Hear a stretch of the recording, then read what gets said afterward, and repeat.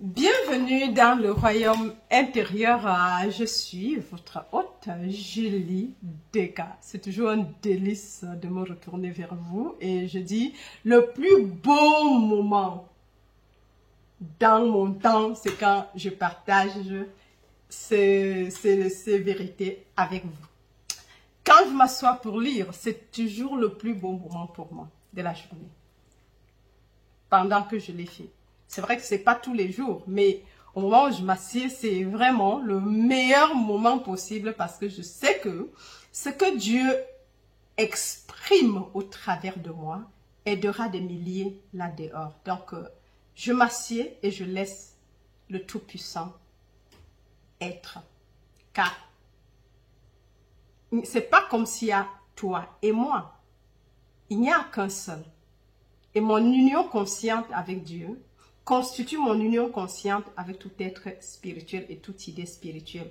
Or, Dieu étant ma conscience individualisée et ta conscience individualisée, Dieu étant mon être individualisé et ton être individualisé, toi qui me regardes maintenant, ça fait que nous sommes un parce que Dieu est toi et Dieu est ma conscience. Ça veut dire que nous sommes un. Il n'y a qu'une seule conscience. Ce n'est pas comme s'il y a ta conscience et la mienne. Il y a une qui se manifeste partout parce que d'où son omniprésence. Et il est l'unique forme. Comme Neville dit toujours, il est protéiforme.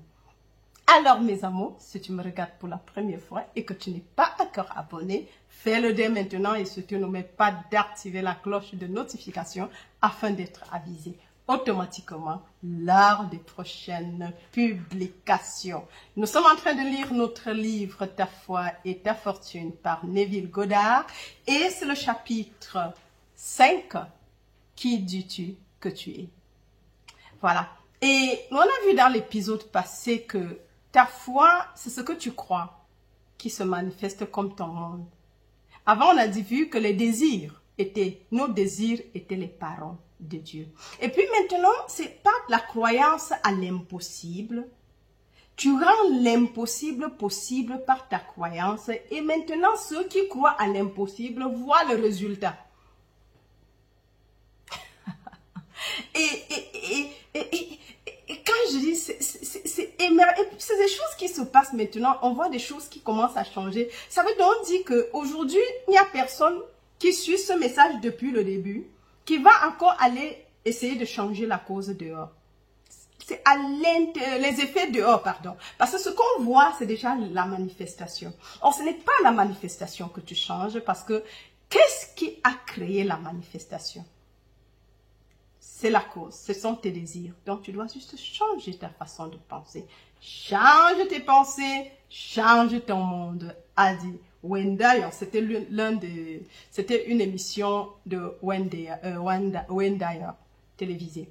Et de l'autre côté, c'est Proverbe 23, verset 7, je crois, qui dit, l'homme est tel qu'il pense chaque jour. Et si tu es tel que tu penses chaque jour, qu'est-ce que tu dois changer pour changer ton monde? Ou bien pour te changer? C'est ta façon de penser. On va aller courir, changer le monde qui n'est que le résultat de nos pensées. Bien sûr, tu les balayes, c'est propre. Mais on dit, et c'est maintenant, waouh, c'est maintenant que je suis en train de comprendre la révélation qu'on disait que si tu chasses les démons et que tu n'arranges pas, tu balayes la maison, tu chasses, après, il va aller chercher d'autres et revenir t'assainir. C'est maintenant que je comprends, en fait. Parce que si tu chasses seulement l'extérieur, les démons n'existent pas déjà pour commencer. Nous sommes ces démons parce que ce sont nos pensées, nos désirs qui sont les démons manifestés. Alors, donc si tu chasses juste la manifestation, mais tu n'as rien fait. Parce que la cause, c'est juste un problème de temps, va reproduire les mêmes effets et en abondance. Parce que ce que Dieu fait, il amplifie. Et au moment où tu es en train de chasser, tu es en train de mettre l'émotion. Et c'est le ressenti qui crée. Et du coup, tu auras un résultat, même si ce n'est pas escompté, tu auras le contraire de ce que tu attendais. Exactement, c'est ça. Donc, comme je dis, si tu me regardes pour la première fois, tu n'es pas abonné, abonne-toi et active la cloche de notification. Donc, nous allons lire maintenant et expliquer. Alors, aucun homme n'a la foi en Dieu s'il manque de confiance en lui-même. Ah oui. Personne ne peut dire qu'il a la foi en Dieu sans avoir la confiance en lui-même. Parce que, en fait, c'est ça, comment on dit, c'est comme si c'était le thermomètre. C'était un peu l'indicateur. Vous voyez, l'indicateur que tu as la foi en Dieu, c'est comment, c'est la confiance que tu as en toi. Et parfois, des situations viennent saper ça, parce que j'ai vécu ce genre de truc, surtout après l'éveil de la Kundalini. Et c'est des choses que je ne savais pas, donc, et c'est parfois, et c'est ça parfois, comme je dis, parfois, j'ai dit la dernière fois que le mentor est indispensable. Parfois. Sinon, il y a des choses qui arrivent, qu'on se met à les diaboliser, pourtant c'est des choses normales. Mais si tu ne sais pas, parce que c'est des choses que je ne m'attendais pas, je n'ai jamais à chercher ça. Mais quand ça arrive, ça peut créer n'importe quoi. Et même l'anxiété des événements et tout, cela nous plonge dans des problèmes. Et c'est pour ça que... et à la révision, et justement, c'est parce qu'on ne connaît pas, mais il y a la révision qui est encore là pour réviser chaque chose. Et puis de l'autre côté, on annule. Aujourd'hui, je crois que c'est même tout à fait naturel. L'autre n'a aucun effet sur toi, n'a aucun pouvoir causal sur toi. Le monde extérieur n'a aucun pouvoir causal sur toi, même pas le diable. Même pas le grand sorcier du coin. Il n'a aucun pouvoir causal sur toi si tu n'ouvres pas la porte. Nous avons Jésus qui a dit à l'autre, comment il s'appelait encore, le grand de l'époque. Il lui a dit, j'ai le pouvoir, c'était le Romain qui était là pour gérer comme, puisque les autres, les Juifs étaient, comment on dit,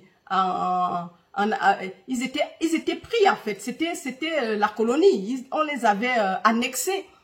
Ça veut dire qu'ils n'avaient pas seulement le roi, ils avaient leur roi, mais ils avaient quelqu'un qui pouvait faire le roi qui était le Romain. Et qui lui dit, moi j'ai le pouvoir de te libérer et le pouvoir de te condamner. Il dit, Nana, tu n'as aucun pouvoir sur moi si cela ne t'a été donné du ciel ou des cieux. En fait, parce que le monde extérieur, ce sont des effets. Et l'effet n'a aucun pouvoir causal. Parce que même si on balaye, ce qui revient, ce n'est pas l'effet. C'est la cause qui est en nous, qui produit les mêmes effets. Mais l'effet n'a aucun pouvoir causal sur nous. Je sais qu'il y a eu ce problème de roi de réversibilité, mais il faut qu'on regarde très bien. Ça ne parle pas, ça n'a rien à voir avec la loi de la réversibilité. Ici, on parle de la cause et des effets. Si la cause crée des effets, je sais qu'il y a eu un message qui disait que avec le courant électrique et le courant qui crée et le frottement, quelque chose comme ça. Je vais encore revenir là-dessus. Parce que nous devons faire attention. Ici, en ce moment, ce que nous sommes en train de dire ici, c'est que nous pensons, nous croyons et la croyance crée. L'effet, par contre, ne va pas revenir nous affecter. Non. Et si le monde extériorisé est une succession et manifestation des effets, les effets n'ont aucun pouvoir causal. Mais il y a une seule source qui cause tout cela. C'est nous et elle est en nous. Notre croyance, nos désirs. Ça veut dire que si nous voulons changer l'extérieur, nous changeons juste la cause. Nous changeons les désirs qui sont la manifestation qui est à l'extérieur. Beaucoup, on nous a appris à changer les conditions, les choses dehors. Mais en changeant le dehors, bien sûr que pour un temps ça part, mais ça revient. Puisque la cause qui les crée n'a pas été modifiée. Et c'est pour ça qu'on aura toujours les mêmes effets. Et même certaines, toute une vie, ont les mêmes effets, mais sans s'en rendre compte que, et on voit comment c'est arrivé et par qui c'est arrivé. Même nous bien, quand on le manifeste, la manifestation, ça vient par quelqu'un, ça vient par quelque part. Mais ce n'est pas la personne, c'est la conscience qui est responsable. Et le facteur va ramener le produit, notre commande. Oui, donc tôt ou tard, la commande vient. Donc, mais les effets n'ont aucun pouvoir causal dans notre monde. Tout comme non, c'est pas le souverain sacrificateur. Il a son nom, ça va revenir. Je n'aime pas réfléchir parce que dès que tu commences à réfléchir, le nom disparaît. Alors, donc, ici je reprends. Aucun homme n'a la foi en Dieu s'il manque la confiance en lui-même. Donc, si tu dis que tu as la foi en Dieu et que tu manques la confiance, c'est que tu mens. Il peut arriver que la situation, tu traverses une situation et qui t'amène à douter. Et dès qu'il y a le doute, on sait ce que la suite. Pierre voulait marcher sur l'eau, même si c'est psychologique. Tant qu'il avait la foi, il pouvait marcher. Mais dès qu'il a douté, il s'est noyé. Et c'est comme ça. Le doute t'enfonce beaucoup plus.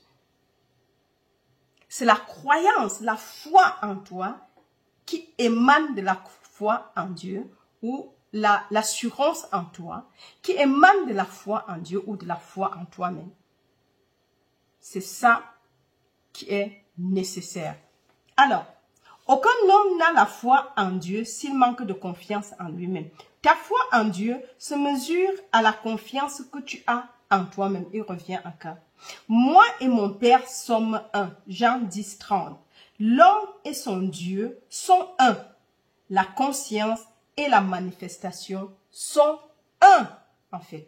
La conscience et la manifestation sont un, puisqu'on a dit plus haut dans l'un des épisodes que ton monde est ta conscience objectivée. Ça veut dire qu'il n'y a pas de séparation entre les deux. Ça doit être très important de comprendre parce que pour mettre en pratique, nous devons comprendre ces vérités, comment dire, fondamentales en fait, dans la manifestation et même dans le changement. Nous ne pouvons pas changer notre vie si nous ne comprenons pas ces choses. Nous devons les comprendre avant de pouvoir mettre en pratique. Et le chemin, ça devient comme Alice au pays des merveilles. Ça devient comme la magie, quoi. C'est pour ça que les gens appellent miracle. Oui, mais ils ne comprennent pas qu'il y a une loi derrière. Et ils pensent que, oui, c'est le miracle. Pour celui qui ne comprend pas la loi qui est derrière, on dit, waouh, c'est le miracle. Mais quand tu commences à comprendre, tu dis que, ok, oui, le miracle devient normal. Donc, notre vie devrait normalement être une succession de miracles. Voilà. Donc, l'homme et son Dieu sont un. Ce qui veut dire que la conscience et la manifestation sont un. Mon Père et moi, nous sommes un. Oui. Et ça, c'est important. Donc, et si nous savons que pas que Dieu est la conscience, lorsqu'on dit que le monde est ta conscience objectivée, oui. Dieu, mon Père et moi, nous sommes un. Et Dieu est encore conscience. Et si le monde est la conscience objectivée, ça veut dire que mon monde est le Dieu objectivé. Mais selon ta croyance, bien sûr, selon ta croyance. Voilà. Et Dieu dit qu'il y ait un firmament au milieu des eaux. Genèse 1, 6. Au milieu de tous les doutes et des changements d'opinion des autres, qu'il y ait une conviction, une fermeté de croyance. Waouh! Et tu verras la terre sèche.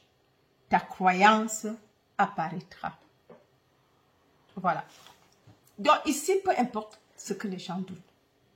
Si tu crois en qui tu es, et tu sais aussi très bien que tes désirs sont les paroles de Dieu, et tu sais aussi que la croyance, ce que tu crois, s'objective toujours en tant que ton monde, bien sûr que les doutes des autres ne vont pas t'effrayer. Tu n'as même pas besoin de leur approbation. Parce que tu sais qui tu es. Tu connais ton père. I know my father. Je crois que c'est une des conférences de Neville qui a déjà été narrée et publiée. Vous voyez, je connais mon père parce que c'est cette connaissance, c'est cette foi en Dieu qui te donne l'assurance en toi. Parce que tu connais que Dieu est omnipotent, il est omniprésent, il est omniscient, il est l'unique loi, l'unique vie, l'unique pouvoir. Il est l'unique connaissance. Et puis, bien sûr, avec la loi de l'unicité, mon père et moi nous sommes un, tu sauras que ces choses sont là. Et que c'est comme Dieu, il est invisible et se rend visible en tant que moi, en tant que ma santé, en tant que sa gloire qui rayonne sur moi. Parce que sa gloire doit rayonner sur toi. Personne, quand il y a un souci, bien sûr, c'est ton monde à l'intérieur, c'est rempli de soucis et de pleurs. C'est pour ça qu'on dit que la colère, que le soleil ne se couche pas sur ta colère. Parce que tu te réveilles avec ça multiplié, la colère. Mais quand tu es content, ça se rayonne sur toi. Il y a la gloire de Dieu qui t'environne. Ton aura change, en fait. Et ton corps vital change aussi. Parce que tout ça là, c'est la gloire de Dieu qui est objectivée. C'est le Seigneur qui se laisse quand il n'y a pas d'interférence entre ce que tu crois et ce que tu penses et ton désir. Quand il n'y a pas de doute. Mais la vie divine, elle épanouit. Elle va au travers. Elle se manifeste en tant que ton aura, en tant que comment on dit, en tant que ton bien-être, en fait. Et comme on parle des corps subtils, tout ça là, c'est Dieu, c'est la bonté, c'est la gloire, c'est la magnificence de Dieu, c'est la vie divine qui traverse, il n'y a pas de coloration. Donc ça ne se trompe pas quand tu es en paix. C'est pour ça que Paul priait toujours la gloire de Dieu et la paix qui surpasse tout entendement soit avec toi. Parce que quand la paix est là et que même si les gens doutent, leur doute, c'est leur problème. Puisque leur doute ne t'affecte pas. Le doute affecte seulement celui qui doute, ou la personne, ou celle qui doute. Mais pas toi. Sauf si, dans le doute, on t'affecte avec, et tu l'acceptes. Voilà. Le nom du Romain, c'était Pilate, en fait. Et c'était le grand. C'était comme le grand-duc au Luxembourg. C'était le président. C'est lui qui coiffait tout. Il dit à Jésus, j'ai le pouvoir de te lâcher ou de te retenir. Jésus lui dit, tu n'as aucun pouvoir sur moi. Et c'était vrai. Vous voyez que c'est pas parce qu'il est l'autorité dehors qu'il a le pouvoir sur nous. Mais nous devons respecter la loi. Pour qu'il y ait la paix, nous devons participer à cela. Mais nous savons que ta vie, le changement, ce n'est pas de l'extérieur, sauf s'il a été mandaté par la conscience ou bien le subconscient pour ramener le paquet. Sinon, il n'a aucun pouvoir. Les choses externes n'ont aucun pouvoir sur nous. Parce que, en fait, ça voudrait dire que les effets ont un pouvoir causal sur nous. Non. La cause est la source de l'effet, mais l'effet ne peut pas créer cette cause. J'ai bien dit, ne confondons pas ça avec la loi de la réversibilité. Ici, on est en train de parler de la manifestation et de nos croyances qui créent notre réalité à l'extérieur. Mes amours. Alors, donc, je relis seulement. Et Dieu dit qu'il y ait un firmament au milieu des eaux. Genèse 1, 6. Au milieu de tous les doutes et des changements d'opinion des autres, qu'il y ait une conviction, une fermeté de croyance de ta part, et tu verras la terre sèche, ta croyance apparaîtra.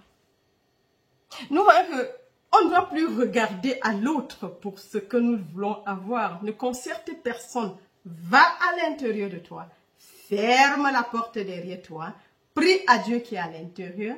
Et le Dieu qui voit en secret te répondra. Et tu ne peux pas aller vers Dieu si tu n'as pas la foi. Maintenant, nous croyons que la prière n'est pas ce qu'on a dit, donne-moi, donne-moi, donne-moi. Et c'est pour ça qu'on n'a pas toujours. On dit donne veut dire que tu n'as pas. Demander de Dieu de te donner entraîne, implique que tu n'as pas. C'est tout. Nous devons vivre à la fin. Nous devons croire que c'est déjà. Quand tu pries, crois que c'est fait.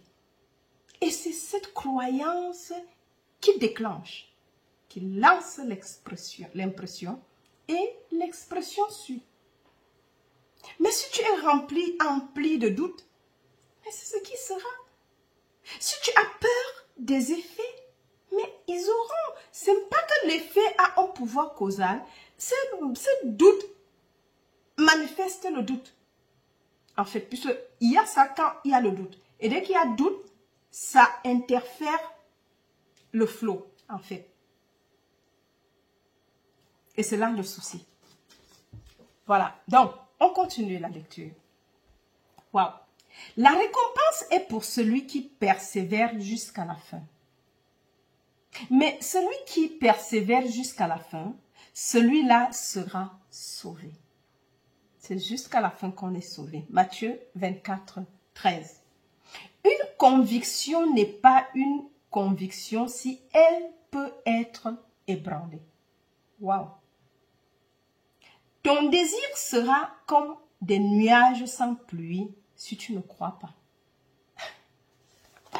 Oui, parce que si tu ne crois pas, la croyance est à la base de tout. Maintenant, je comprends pourquoi je disais, crois seulement et tu verras la gloire de Dieu. Les gens parfois pensent qu'ils croient. Parce qu'ils acceptent avec, comment je veux dire, déjà, ils vivent dans la dualité, un Dieu séparé de toi. Et Dieu, donne-moi, donne-moi, donne-moi. Nous avons vu que ça n'a pas marché. Et ça ne marchera jamais. C'est ta croyance en ce que le désir est réalisé. C'est ta compréhension, la connaissance que tes désirs sont les paroles de Dieu. Et que malgré tout ce que les autres peuvent penser, ils n'influencent pas ton monde à l'intérieur parce que l'autre, déjà, quand il est dehors, il devient un effet pour toi. Ce qui est dehors. Il n'a pas de pouvoir causal, sauf si par la peur et la croyance, tu lui donnes le pouvoir. Et sauf s'il a reçu des cieux, ça veut donc dire que tu lui as donné la permission. Et c'est ce qui sera. Donc, en fin de compte, nous sommes encore l'acteur dans notre monde. Nous sommes le créateur de notre propre réalité et non X et Y, qui n'a aucun pouvoir.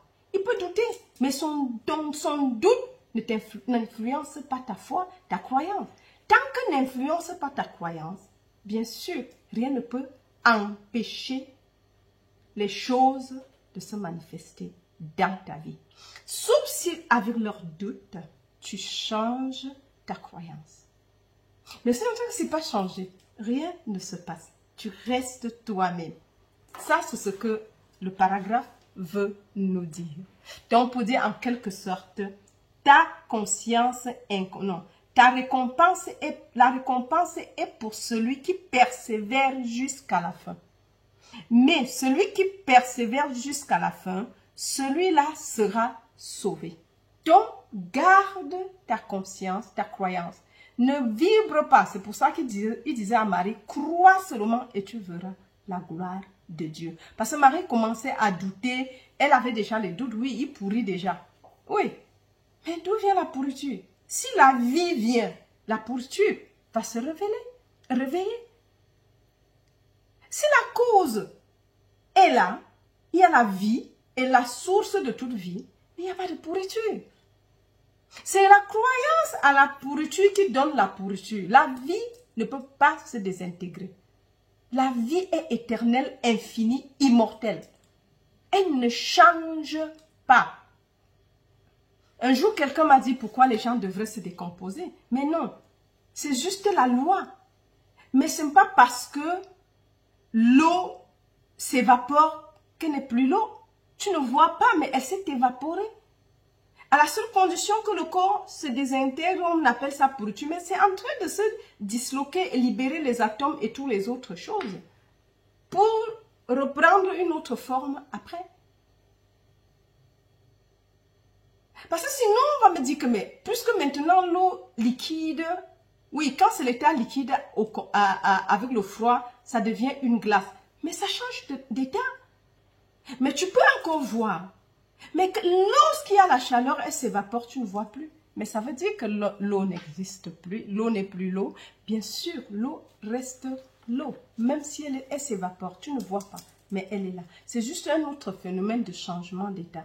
L'état a changé, ça veut dire que les choses qui étaient sur place, qui maintenaient cet état, doivent aussi disparaître parce que la conscience a disparu. Pas qu'elle a disparu, elle n'est plus consciente du corps, va dire que celle qui maintenait le corps en vie n'est plus là.